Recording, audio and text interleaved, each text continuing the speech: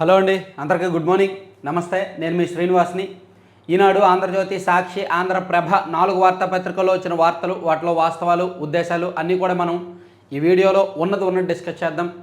చివరి వరకు చూడండి, లైక్ చేయండి అండ్ షేర్ చేయండి. మ్యాక్సిమం ఎక్కువ మందికి వీడియో లింక్ షేర్ చేయండి అండ్ చూసిన ప్రతి ఒక్కరు కూడా లైక్ చేయండి. మీ ప్రతి లైకు ఇంపార్టెంటేనండి. ఎందుకంటే చాలామంది పర్లేదు మేము లైక్ చెప్పినా పర్లేదులే అని అనుకుంటారు. కానీ ఫస్ట్ 5,000లో ఒక 3,500 మంది లైక్ చేస్తున్నారు. ఫస్ట్ 5,000 మంది చూసిన వాళ్ళలో 3,500 మంది లైక్ చేస్తున్నారు. ఆ తర్వాత వచ్చే వాళ్ళు ఎవరు లైక్ చేయట్లేదు. సో అందుకే లైక్ చేయండి. ఇక ఉగ్రవాదం కొనసాగితే పాక్ అంతు చూస్తాం. ఆపరేషన్ సింధూర్తో లక్ష్మణ రేఖ గీశాం. ఇక ఉగ్రవాదులకు జవాబు పక్కాగా ఉంటుంది. మన సైనిక స్థావరాలను ఏమీ చేయలేకపోయారు. భారత్ శాంతి కాముక దేశం. ప్రజలపై దాడి చేస్తే ఎలా స్పందించాలో తెలుసు. నరేంద్ర మోదీ స్పష్టీకరణ. ఆదంపూర్ ఎయిర్ బేస్ ఆకస్మిక సందర్శన. ఇంకా మొదలవుద్ది. ఈ గడిచిన 15 రోజులు 20 రోజుల్లో నెలకొన్న ఉద్రిక్త పరిస్థితులను, యుద్ధ పరిస్థితులను రాబోయే 2 ఏళ్ల పాటు పొలిటికల్గా వాడుకోవడానికి, మైలేజీగా వాడుకోవడానికి బీజేపీ అండ్ ప్రధానమంత్రి నరేంద్ర మోదీ గారు, రాజ్నాథ్ సింగ్ గారు అండ్ అమిత్ షా గారు ఎంతగా ప్రయత్నిస్తారో, ఎంతగా దాన్ని పొలిటికల్ మార్కెట్లోకి తీసుకువెళ్తారో, ఎంత విస్తృతంగా జనంలోకి తీసుకువెళ్తారో ఇదంతా కూడా మనం ప్రత్యేకంగా చెప్పాల్సిన అవసరం లేదు. దానిలో భాగంగా ఫస్ట్ స్టెప్ ఇది అనుకోవచ్చు. కోర్స్ దీనిలో ఇంకో ఇంటెన్షన్ కూడా ఉంది. అదేంటంటే ఆదంపూర్ ఎయిర్ బేస్ను ధ్వంసం చేశాము అని చెప్పి పాకిస్తాన్ మీడియాలో ప్రకటించుకున్నారు. ఆదంపూర్ ఎయిర్ బేస్ను ధ్వంసం చేశాము, అందులో S-400ను మనం ధ్వంసం చేశామని చెప్పి పాకిస్తాన్ వాళ్ళు ప్రకటించుకున్నారు. సో అందుకని దాన్ని నిన్న ఆకస్మికంగా ప్రధానమంత్రి మోదీ గారు సందర్శించారు. ఇటీవల దాడుల్లో భారత్కు చెందిన S-400 క్షిపణి రక్షణ వ్యవస్థను పంజాబ్లోని ఆదంపూర్ వైమానిక స్థావరాన్ని ధ్వంసం చేసినట్టు పాక్ తప్పుడు ప్రచారం చేసిన నేపథ్యంలో సరిహద్దుకు 100 కిలోమీటర్ల దూరంలో ఉన్న ఈ స్థావరాన్ని మంగళవారం ప్రధాని మోదీ సందర్శించారన్నమాట.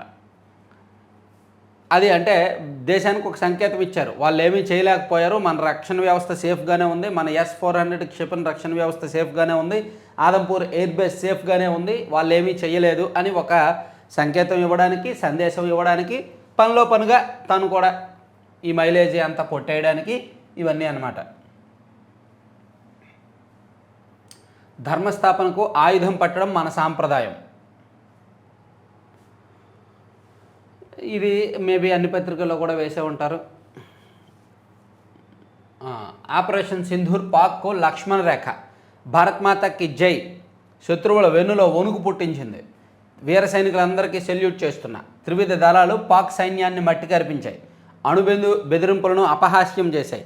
మరోసారి పాక్ దాడికి యత్నిస్తే వినాశనమే. ఆదంపూర్ వైమానిక స్థావరంలో ప్రధాని మోదీ. అయితే ఇంకొకసారి పాకిస్తాన్ దాడి చేసే సాహసం చెయ్యదు. పాకిస్తాన్కి సంబంధించిన కొన్ని బలహీనతలు మనకు తెలిసిపోయాయి. పాకిస్తాన్ వాళ్ళు వార్ హెడ్లు ఎక్కడ స్టోర్ చేశారు, అణుబాంబులు, అణ్వాయుధాలు ఎక్కడ స్టోర్ చేశారు అనేది మనకు తెలిసిపోయింది.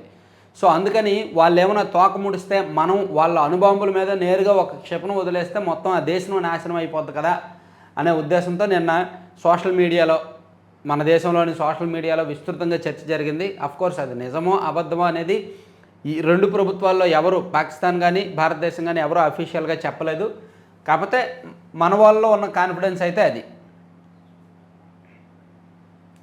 మా జవాన్లు 11 మంది మృతి, మరో 78 మందికి గాయాలు. పాక్ మిలిటరీ. కాల్పుల విరమణకు మేము పరిగెత్తుకు వచ్చామనేది పచ్చి అబద్ధం. పాక్ విదేశాంగ శాఖ. మా కాళ్ళ బేరానికి వచ్చారు, వాళ్ళే కాల్పుల విరమణకు వచ్చారు అని మన దేశ మీడియా, మన దేశ నాయకులు చెప్పుకుంటున్నారు. మేము కాల్పుల విరమణకు మేమేమి పరిగెత్తుకు రాలేదు, మేము ఎనీ టైం యుద్ధానికి సిద్ధమని చెప్పి పాకిస్తాన్ వాళ్ళు, అక్కడ మీడియా, అక్కడ నాయకులు చెప్పుకుంటున్నారు. ఇంకా ఎవరి ప్రగల్భాలు వాళ్ళు పలుకుతున్నారు. అయితే పాకిస్తాన్ సంగతి మనకు తెలిసిందే కదా. పాకిస్తాన్ వాళ్ళ అబద్ధాలు, వాళ్ళ ఫేక్ ప్రచారాలు, వాళ్ళ బుద్ధి ఎలా ఉంటుందో మనకు తెలిసిందే. కాబట్టి వాళ్ళని చూసి కాసేపు జాలి పడ్డమే తప్ప పాకిస్తాన్ ఇంకంతే. అబద్ధాల ఫ్యాక్టరీ పాకిస్తాన్. ఆదంపూర్ స్థావరం నాశనం అంటూ ఫోటోలు, అంతా అబద్ధమని తేల్చిన ప్రధాని నరేంద్ర మోదీ. ఇతర ఎయిర్ బేస్లపైన పాక్ తప్పుడు ప్రచారం అని రాసుకొచ్చారన్నమాట. ఈవెన్ ఆంధ్రప్రభలో కూడా సింధూర్ తుడిస్తే వదిలేస్తామా, నట్టింటికి వెళ్ళాం, నడ్డి విరిచేసాం. మళ్ళీ మన వైపు చూస్తే తీవ్ర పరిణామాలు ఉంటాయి.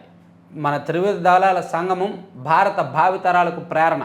భారత పరాక్రమం చూసి నా జీవితం ధన్యమైంది. వాయుసేన అటాక్ డిఫెండ్ చేసింది, నేవీ పహారా కాసింది, సైన్యం మట్టుబెట్టింది. ఆదంపూర్ ఎయిర్ బేస్లో ప్రధాని మోదీ ఉద్వేగభరిత ప్రసంగం. నెక్స్ట్ 2 years ఇటువంటి ప్రసంగాలు ఉంటాయి, ఇటువంటి సందర్శనలు ఉంటాయి, ఈ డైలాగులు ఉంటాయి, అన్నీ ఉంటాయండి మాస్టర్లు. మరిన్ని S-400 వ్యవస్థలు ఇవ్వండి. రష్యాను కోరిన భారత్, సానుకూలంగా స్పందించిన మాస్కో. సరిహద్దుల్లో సాధారణ స్థితికి జనజీవనం.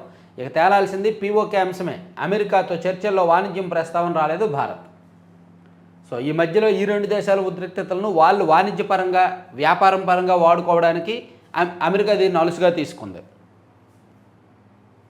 వాళ్ళకి మనతో వ్యాపారం చేయాలి, పాకిస్తాన్లో ఉన్న ఖనిజాలు సంపదను దోచుకోవాలి, అది అమెరికా టార్గెట్.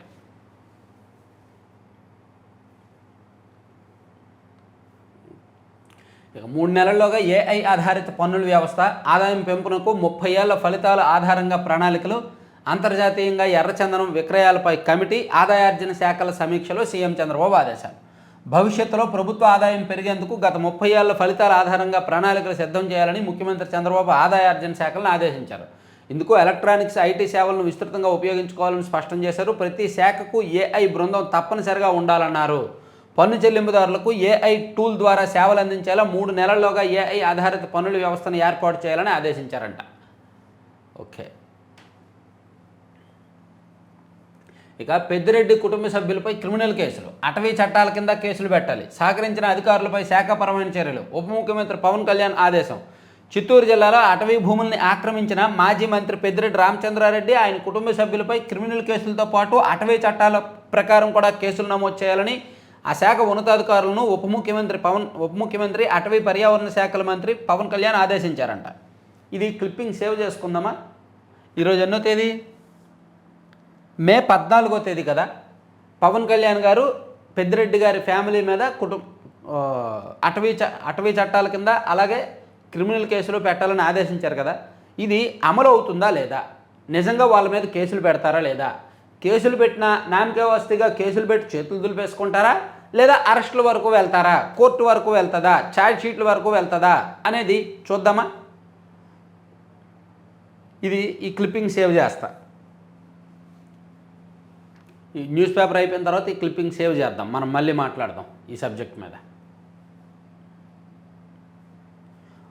ఒక్క వారం రోజుల కిందట 10 రోజుల కిందట మీకు గుర్తుందిగా, పవన్ కళ్యాణ్ గారు షిరిడీ సాయి భూముల వివరాలు ఇవ్వండి అని అడిగారు. షిరిడీ సాయికి గత ప్రభుత్వం ఇచ్చిన భూముల వివరాలు ఇవ్వండి అని అడిగారు. 10 రోజులు అయింది. తర్వాత ఏమైందో సినిమా నేను మళ్ళీ ప్రత్యేకంగా చెప్పాల్సిన పని లేదు. ఇక Bharathi cements director Govindappa Balaji arrest అంట. కర్ణాటక తమిళనాడు సరిహద్దుల్లో అదుపులోకి తీసుకున్న సిట్. ఓ వెల్నెస్ సెంటర్ బయట పట్టివేత. వెల్నెస్ సెంటర్లో ఆయన రిలాక్స్ అవుతూ ఉన్నారనమాట. కర్ణాటక తమిళనాడు సరిహద్దులోని చామరాజనగర జిల్లా బీఆర్ హిల్స్ అటవీ ప్రాంతంలో ఉన్నారని గుర్తించి అక్కడే మాటు వేశాయి.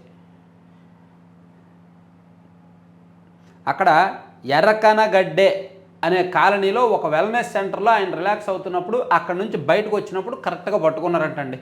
A33 ఆయన.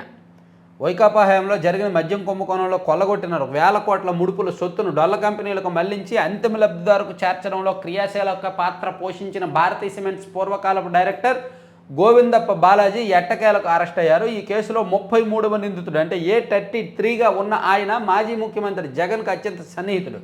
జగన్ సతీమణి భారతి తరపున ఆర్థిక వ్యవహారాలన్నీ చూస్తుంటారు.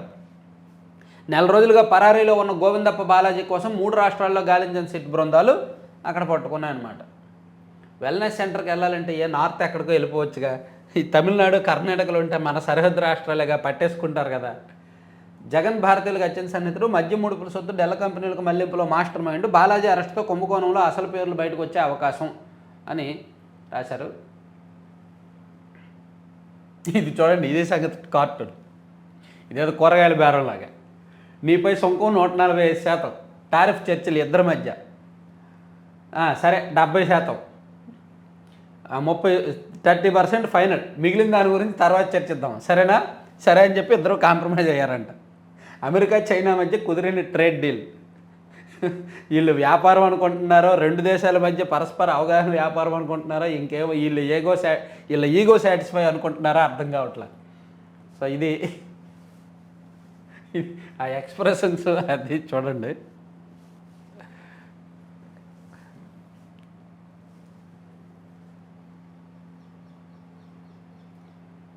జన్యు సవరణ పంటలదే భవిష్యత్తు, వాటితో రెండో హరిత విప్లవానికి బాటలు, 2030 నాటికి అందుబాటులోకి 50 రకాలు. ఓకే. ప్రార్థనా మందిరం తొలగింపుపై మనోభావాలు దెబ్బతినే చర్యలు వద్దు, ఏపీ భవన్ అధికారులతో సీఎం చంద్రబాబు. తప్పిన వారు 100 లోపే. సిబిఎస్ఈ 10, 12వ తరగతి ఫలితాల్లో తెలుగు విద్యార్థుల సత్తా. అత్యధిక ఉత్తీర్ణతలో విజయవాడ రీజియన్దే అగ్రస్థానం. 2 తరగతుల్లోనూ దేశంలో బాలికలదే పైచేయి. నిన్న సిబిఎస్ఈ 10, 12వ తరగతి రిజల్ట్స్ వచ్చాయి.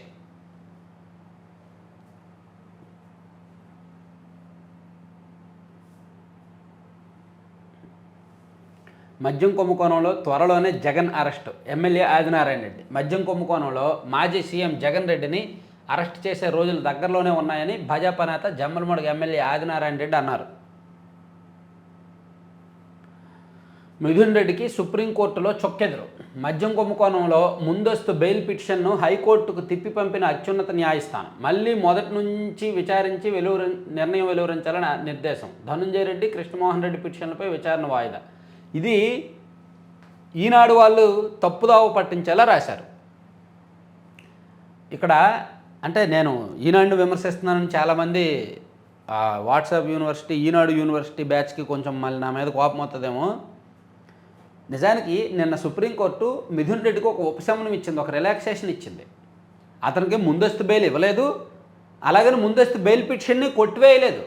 హైకోర్టుకు చెప్పింది 4 వారాల్లోగా మీరు ఏదో నిర్ణయం తీసుకోండి అని చెప్పి హైకోర్టుకు చెప్పింది. అప్పటి వరకు అరెస్ట్ చేయొద్దు అని చెప్పి పోలీసులకు చెప్పింది. అంటే అది మిథున్ రెడ్డి గుడ్ న్యూసే కదా. 4 వారాల వరకు అరెస్ట్ చేయొద్దని చెప్పిందంటే మిథున్ రెడ్డి బయట ఉండొచ్చు కదా, సేఫే కదా. అలాగే నిర్ణయం తీసుకోండి అని హైకోర్టుకు చెప్పింది కదా. హైకోర్టు ఒక నిర్ణయం తీసుకుంటుంది. ఒకవేళ హైకోర్టు మిథున్ రెడ్డికి అనుకూల నిర్ణయం తీసుకుంటే, ఒకవేళ మిథున్ రెడ్డికి వ్యతిరేక నిర్ణయం హైకోర్టు తీసుకుంటే అప్పుడు ఆయన ఇమీడియట్గా సుప్రీంకోర్టుకు వస్తాడు కదా. సో ఇక్కడ మిథున్ రెడ్డికి చొక్కెదురవ్వ అయ్యింది అనడానికి ఏంటి రీజను? ఇది ఆధారాలు లేకుండా అరెస్టు పౌరుడు వ్యక్తిగత స్వేచ్ఛను హరిస్తుంది సుప్రీంకోర్టు. అది పౌరుడు గౌరవం, ప్రతిష్టను ప్రభావితం చేస్తుంది. కేసు పెట్టాం కాబట్టి అరెస్ట్ చేసి తీరాలన్న ఆలోచన ఎంత మాత్రం సరికాదు. మద్యం కేసులో ప్రభుత్వ యంత్రాంగం తీరుపై సుప్రీం విస్మయం. పోలీసులు తమ విచక్షణాధికారాన్ని జాగ్రత్తగా వాడాలని హితవు. ఎంపీ మిథున్ రెడ్డి ముందస్తు బెయిల్ను కొట్టివేస్తూ హైకోర్టు ఇచ్చిన తీర్పును రద్దు చేసిన సుప్రీం. హైకోర్టు తీర్పును చూస్తే ఆధారాలు పూర్తి స్థాయిలో పరిశీలించలేదని అర్థమవుతోంది. తిరిగి విచారించి 4 వారాల్లోగా నిర్ణయం వెలువరించాలని హైకోర్టుకు సుప్రీం స్పష్టీకరణ. నిర్ణయం వెలువరించేంత వరకు మిథున్ రెడ్డిని అరెస్టు చేయొద్దని ఏసీబీకి ఆదేశం. అర్థమైంది కదా. సో సుప్రీంకోర్టు హైకోర్టుకి చెప్పింది ఈ కేసును మళ్ళీ విచారించి మీ నిర్ణయం చెప్పండి అని.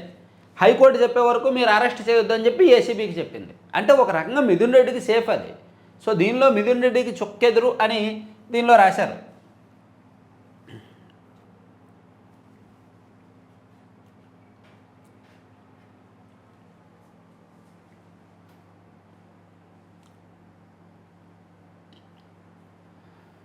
మిథున్ రెడ్డి ముందస్తు బెయిల్ పిటిషన్ను హైకోర్టు కొట్టేసింది. తనను అరెస్ట్ చేస్తారేమోనని పిటిషనర్ వెలిపించిన అనుమానాలకు ఆధారాలు లేవంటూ పిటిషన్ను తోసిపుచ్చింది. నేరంలో పిటిషనర్కు భాగస్వామ్యం ఉన్నట్టు ప్రాథమిక ఆధారాలు వెలుగులోకి వచ్చాయని, అందువల్ల ఆయనకు ముందస్తు బెయిల్ ఇవ్వొద్దని రాష్ట్ర ప్రభుత్వం తరపు న్యాయవాది ముకుల్ రోహత్గే చెప్పారు. హైకోర్టు ఉత్తర్వులను దృష్టిలో పెట్టుకుని ప్రాథమిక ఆధారాలను పరిశీలించి దానిపై నిర్ణయం తీసుకోవాలనుకోవడం లేదు. ఆ ఆధారాలను హైకోర్టే పరిశీలించాలని సూచిస్తున్నాం. ఈ నేపథ్యంలో ఈ కేసును హైకోర్టు పునఃపరిశీలనకు పంపుతున్నాం. పిటిషనర్కు వ్యతిరేకంగా ప్రాథమిక సాక్ష్యాధారాలు ఉన్నాయా లేవా, రాష్ట్ర ప్రభుత్వం చేపడుతున్న చర్యలు రాజకీయ కక్ష సాధింపులా కాదా అనే విషయాలను పరిగణలోకి తీసుకొని ముందస్తు బెయిల్పై నిర్ణయం వెలువరించాల్సింది హైకోర్టే అని చెప్పి హైకోర్టుకు పునఃపరిశీలనకు పంపించి అప్పటి వరకు అరెస్ట్ చేయొద్దని చెప్పి ఏసీబీకి చెప్పిందంటే ఇది మిథున్ రెడ్డికి చొక్కెదురు కాదు మాస్టారు. మిథున్ రెడ్డికి ఒక రకంగా రిలాక్సేషను, కొన్నాళ్ళ పాటు అరెస్ట్ అవ్వకుండా గుడ్ న్యూస్ అనుకోవచ్చు.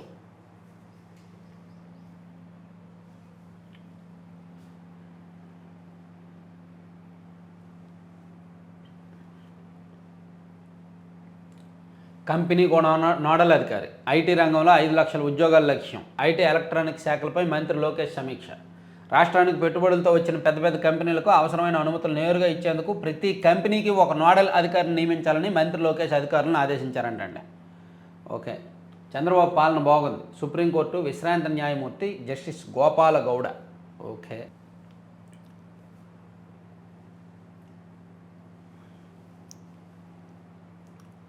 ఓకే, ఈనాడు అయిపోయింది. సాక్షికి వెళ్దాం. సో ఆధారాలు లేకుండా అరెస్టులు అనేది చెప్పేసుకున్నాం. ఇక మురళీ నాయక్ కుటుంబానికి అండగా ఉంటాం. శ్రీ సత్యసాయి జిల్లా కల్లి తండాలో వైఎస్ జగన్ వీర జవాన్ కుటుంబానికి వైఎస్ఆర్సీపీ అధినేత పరామర్శ. మురళీ నాయక్ దేశం గర్వపడేలా విధులు నిర్వర్తించారు. యావత్ దేశం రుణపడి ఉంటుంది. వైఎస్ఆర్సీపీ తరపున 25 లక్షల సాయం, 50 లక్షల ప్రభుత్వ పరిహారం అభినందనీయం. ఈ సంప్రదాయాన్ని తెచ్చింది గత వైఎస్ఆర్సీపీ ప్రభుత్వమే. సో వీర జవాన్ మరణిస్తే 50 లక్షల ప్రభుత్వ సాయం ఇవ్వాలనే సంప్రదాయాన్ని తీసుకొచ్చింది వైసీపీ ప్రభుత్వమే. కాబట్టి ఆ క్రెడిట్ అంతా మాకే వస్తుంది. అలాగే ఈ ప్రభుత్వం దాన్ని కొనసాగించినందుకు కూడా వాళ్ళకు కూడా కృతజ్ఞతలు అని చెప్తూ జగన్మోహన్ రెడ్డి గారు పార్టీ తరపున వాళ్ళ పార్టీ తరపున 25 లక్షల సాయం ఇచ్చారనమాట. సో అలాగే పవన్ కళ్యాణ్ గారు సొంతంగా 25 లక్షల సాయం, ప్రభుత్వం 50 లక్షలు, అంటే ₹1,00,00,000 వరకు సుమారుగా సాయం అందింది. దాంతోపాటు వాళ్ళకి 5 ఎకరాల పొలం అండ్ ప్రభుత్వ ఉద్యోగం అంతా బాగానే చూసుకుంటున్నారు. అయితే ఇక్కడ నాకు ఈ జగన్మోహన్ రెడ్డి గారి పరామర్శ అంతా ఓకే, కానీ అక్కడ సీఎం సీఎం సీఎం అనే నినాదాలు, జగన్మోహన్ రెడ్డి గారి బ్యాచ్ నినాదాలు, అరుపులు, కేకలు అవే నచ్చలా. ఆయన వెళ్ళింది పరామర్శించడానికి. ఒక విచారకరమైన, ఒక విషాదకరమైన, ఒక బాధాకరమైన సందర్భం అది. అక్కడ పొలిటికల్ మైలేజీ కోసం సీఎం సీఎం సీఎం అని అరవడం, ఓ జనం విపరీతంగా రావడం, ఈ ముసుముసు నవ్వులు నవ్వేసి బయటికి వెళ్ళి దండాలు పెట్టడం, అక్కడ వాళ్ళందరూ కూడా సెల్ఫీలు దిగడం, ఇలా అనడం, ఇదంతా కొంచెం ఏదో పొలిటికల్ షో చేసినట్టు అనిపించింది. అవన్నీ అనవసరం కదా. ఇక సూర్యుడు సలసల. వెంకటగిరిలో 43.2 డిగ్రీల అత్యధిక ఉష్ణోగ్రత నమోదు. అనేక చోట్ల 42 డిగ్రీలకు పైగా ఉష్ణోగ్రత. రానున్న 2 రోజుల్లో ఎండల తీవ్రత. ఓకే, ప్రభుత్వ బడుల్లో ప్రకంపనలు. 9 రకాలుగా విభజనతో అంతా గందరగోళం. పునర్వ్యవస్థీకరణ, టీచర్ల సర్దుబాటుపై ఉత్తర్వులు జారీ. 9,977 సర్ప్లస్ పోస్టుల గుర్తింపు, వివిధ రకాలుగా సర్దుబాటు. 4,706 ఎస్ఏ సర్ప్లస్ పోస్టులు, ఎంపీఎస్ హెచ్ఎం క్లస్టర్ పోస్టులుగా మార్పు. ఇదైతే నాకు అర్థం కాదు, కానీ మొత్తానికి ఈ ప్రభుత్వ పాఠశాలని 9 రకాలుగా విభజించి దానికి తగ్గట్టు బదిలీలు చేస్తున్నారని మాత్రం నాకు తెలుసు.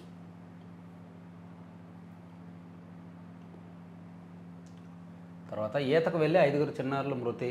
వైఎస్ఆర్ జిల్లాలో ఇది. తర్వాత వయ్యారి భామ నిహంస నడక.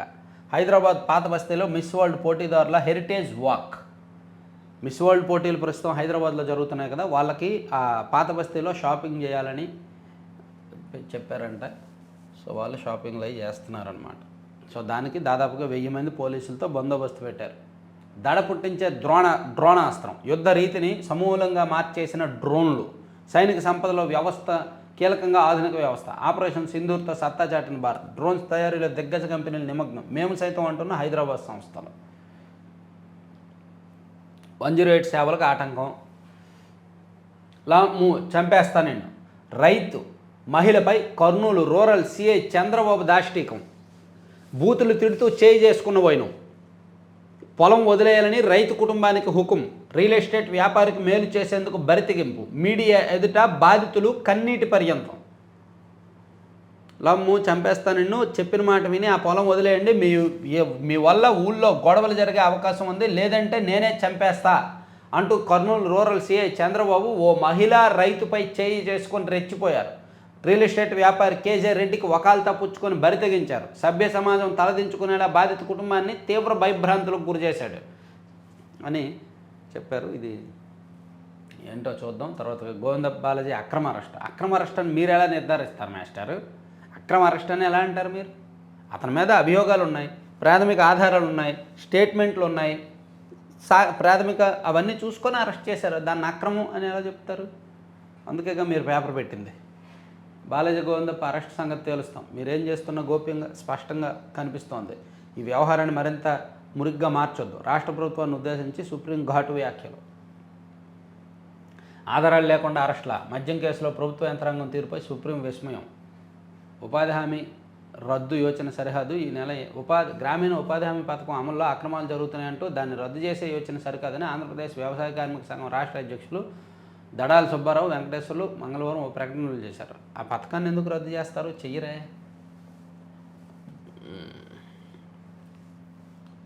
సో ఇవన్నీ సాక్షి అంశాలు. ఆంధ్రజ్యోతిలో చూసుకుంటే బాలాజీ గోవిందప్ప అరెస్టు మద్యం కేసులో కీలక మలుపు అని ఒకటి రాశారు. తర్వాత రిటైర్మెంట్ తర్వాత ఏ పదవి తీసుకోను, న్యాయరంగానికి సేవలు కొనసాగిస్తా, పదవీ కాలం చివరి రోజున జస్టిస్ సంజీవ్ ఖన్నా స్పష్టీకరణ. తదుపరి సీజే జస్టిస్ గవాయ్ బలమైన మద్దతుదారుగా వెంట నిలిచారని వెల్లడి. ఎమర్జెన్సీలో హక్కులకై నిలబడిన జస్టిస్ హెచ్ఆర్ ఖన్నా వారసత్వం నిలబెట్టారు. జస్టిస్ ఖన్నాపై పలువురు ప్రశంసలు. సో నిన్న మన సుప్రీంకోర్టు ప్రధాన న్యాయమూర్తి జస్టిస్ సంజీవ్ ఖన్నా పదవి విరమణ చేశారు. ఇవాళ నుంచి మన సుప్రీంకోర్టు ప్రధాన న్యాయమూర్తిగా జస్టిస్ గవాయ్ ఉంటారు. సో ఆయన పదవి విరమణ తర్వాత ఏ పదవి తీసుకోను అని చెప్పారు. మంచిది. తర్వాత ప్రపంచ సుందర పోటీదారుల హెరిటేజ్ వాకు చారిత్రక కట్టడానికి అందాల భామల ఫిదా, మినార్లను ప్రత్యక్షంగా తిలకించి తన్మయత్వం. ఆదాయం పెంచండి, ఆర్జన అవకాశాలపై అధ్యయనం చేయండి, సొంత ఆదాయం పెంచుకునేందుకు ఐటీ ఎలక్ట్రానిక్స్ సేవల రంగాల దోహదం, బంగారు కొనుగోలులో పన్ను ఎగవేతలు ఉన్నాయి, ఏఐ ఆధారిత పన్నుల వ్యవస్థ ఏర్పాటు చేయాలి అని చెప్పి చెప్పుకొచ్చారనమాట. సంపద పెంచుతా అన్నారు. ఇప్పుడేమో ఆదాయ సంపద ఆర్జాల మీద ఆధారపడుతున్నారు. నెలల కొద్దీ నోంచడు నాడు అడ్డగోలుగా జగన్ నిర్ణయం. ఏకంగా 13 లక్షల ఎకరాలు ఫ్రీ హోల్డ్, అందులో 5.75 లక్షల ఎకరాలు అక్రమమే. చర్యలు తీసుకోవాల్సింది వీటిపైనే. కానీ మొత్తంగా రిజిస్ట్రేషన్లు ఆపిన ప్రభుత్వం. ఎకరం 2 ఎకరాల రైతులకు తీరం నష్టం. పరిష్కారంపై స్పష్టత ఉన్న వాయిదాల పర్వం. మరో 2 నెలల పాటు నిషేధం పొడిగింపు. ఫ్రీ హోల్డ్పై ఎటు తేల్చిన సర్కారు. ఫ్రీ హోల్డ్ అనేది ఒక పెద్ద క్రిటికల్ సబ్జెక్టు. సో దాన్ని ఏ భూములు ఫ్రీ హోల్డ్లో పెట్టాలి, ఏవి నిషేధ జాబితాలో ఉంచాలి, ఏవి రిజిస్ట్రేషన్లకు వదిలేయాలి అనేది తేల్చడానికి అవి రెవెన్యూ డిపార్ట్మెంట్లో అది ఒక పెద్ద కరప్షన్కి అవకాశం అన్నమాట. ఒక 10 ఎకరాలు ఏదో చిన్న డిస్ప్యూట్లో ఉండి అది నిషేధ జాబితాలో పెట్టేస్తే చాలు. ఆ 10 ఎకరాలు డబ్బులు ఉన్నవాడు రెవెన్యూ అధికారుల దగ్గరికి వెళ్ళి ఎంతో కొంత నయానో భయానో బతిమలాడి ఏదో ఒకటి చేసుకొని డబ్బులు ఇచ్చుకుంటే ఆ 10 ఎకరాలు బయటకు తీసుకొస్తే అప్పుడు దాన్ని అమ్ముకోవచ్చు, కొనుక్కోవచ్చు. సో దీన్ని రెవెన్యూ అధికారులు వ్యాపారంగా మార్చేశారు. జగన్ సర్కారు రాజకీయ లబ్ధి కోసం అస్మదీయులకు మేలు చేసేందుకు సెటిల్మెంట్ల కోసం నిషేధిత జాబితాలో భూములు యథేచ్ఛగా ఫ్రీ హోల్డ్ చేసేసింది. వైసీపీ సర్కార్ పోయింది, కూటమి సర్కారు వచ్చింది. జగన్ సర్కార్ చేసిన తప్పులను దిద్దే పేరిట చిన్న చితక రైతులను ఇబ్బంది పెడుతోంది కూటమి ప్రభుత్వం. ఫ్రీ హోల్డ్పై ఎటు తేల్చకుండా కాలం గడిపేస్తోంది. నిజంగా భూ అక్రమార్కులకు మేలు చేయకూడదని ప్రభుత్వం భావిస్తే ఫ్రీ హోల్డ్ భూములను బల్క్ రిజిస్ట్రేషన్ నిలిపివేయాలి, బినామీ భూముల రిజిస్ట్రేషన్లు ఆపాలి, భూ అక్రమార్కులపై కేసులు పెట్టి చట్టపరమైన చర్యలు తీసుకోవాలి. నిబంధనలకు లోబడి ఫ్రీ హోల్డ్ అయిన ఎకరం 2 ఎకరాల భూములను నిషేధిత జాబితా నుంచి తొలగించి రిజిస్ట్రేషన్లకు అవకాశం ఇవ్వాలి. కానీ నెలలతో కొద్ది ఇప్పుడు 11 నెలలు అయింది, ఇంకా నాంచుతూ ఉన్నారనమాట. అందుకే రాశారు. ఇక ప్రతి తరగతికి టీచరు, పాఠశాలల పునర్వ్యవస్థీకరణ, 9 రకాలుగా స్కూళ్ళు విభజన, 4 రకాల ఉన్నత పాఠశాలలు కొత్తగా. ఏమండి, మా చిన్నప్పుడు అయితే మాకు తెలిసి ప్రాథమికోన్నత, ఉన్నత, అంతే కదా. సో ఇప్పుడు 9 రకాల స్కూళ్ళు అంట. అంటే మారుతా వచ్చాయి. అలా మారి చివరికి 9 రకాల స్కూళ్ళు వచ్చాయి, 4 రకాల ఉన్నత పాఠశాలలు వచ్చాయి.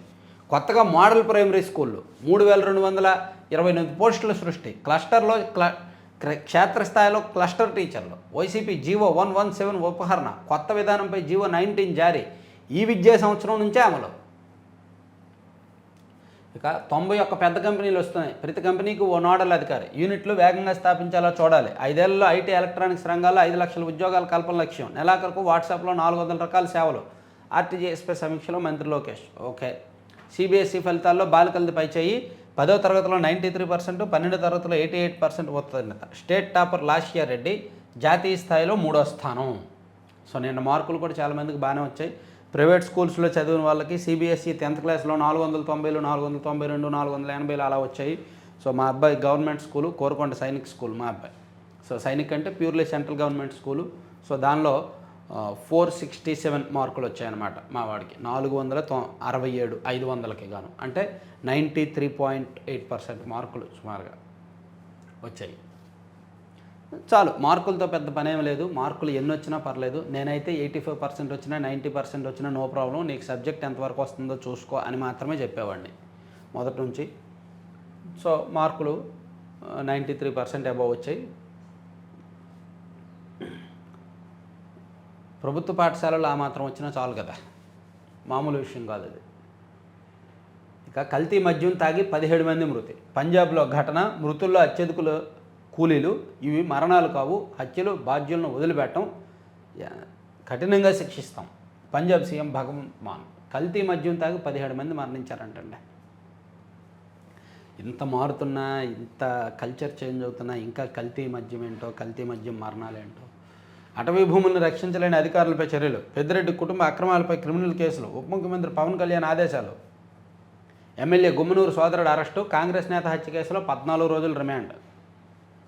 ఎమ్మెల్యే గుమ్మనూరు, ఆ గుమ్మనూరు జయరాంని వైసీపీ నుంచి టీడీపీకి ఎందుకు తెచ్చుకున్నారో తెలియదు. తెచ్చుకొని అతనికి అంతా పెత్తనాలు ఇస్తున్నారు, వాళ్ళేమో పార్టీని మొత్తం నాకిచ్చేస్తున్నారు అక్కడ. ఇక ఈతకు వెళ్ళి మృత్యువుడికి. చెరువులో మునిగి 5 చిన్నారుల మృతి. కడప జిల్లా బ్రహ్మంగారి మఠంలో విషాదం. ఓకే. పొట్టకూడు కోసం వెళ్తూ మృత్యువాత. 4 బొప్పాయి కోత కూలీల మృతి. 3 గాయాలు. ఎదురెదురుగా వేగంగా ఢీకున్న ట్రాలీ, బొలెరో, లారీ. పల్నాడు జిల్లాలో ఘోర రోడ్డు ప్రమాదం జరిగిందండి. సో ఇవన్నీ ఆంధ్రజ్యోతిలో అంశాలు. ఆంధ్రప్రభలో చూస్తే సింధూరును తుడిస్తే ఎలా అనేది చెప్పుకున్నాం. తర్వాత తీరం వెంబడి పోర్టులు అని దీనిలో హైలైట్ చేశారండి. ఈ ఆంధ్రప్రభలో ఈ 2 అంశాలు ఎక్కువగా హైలైట్ చేశారు.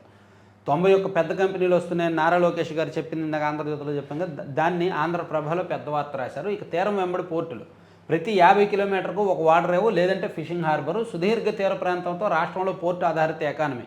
మనకి ఉన్నది తీర ప్రాంతము కొత్త కాదు, వీళ్ళు పోర్టులు కడతాననేది కొత్త కాదు. ఇవన్నీ కూడా మాటల్లో ఉంటాయి, మాటల్లో ఉంటూనే ఉంటాయి.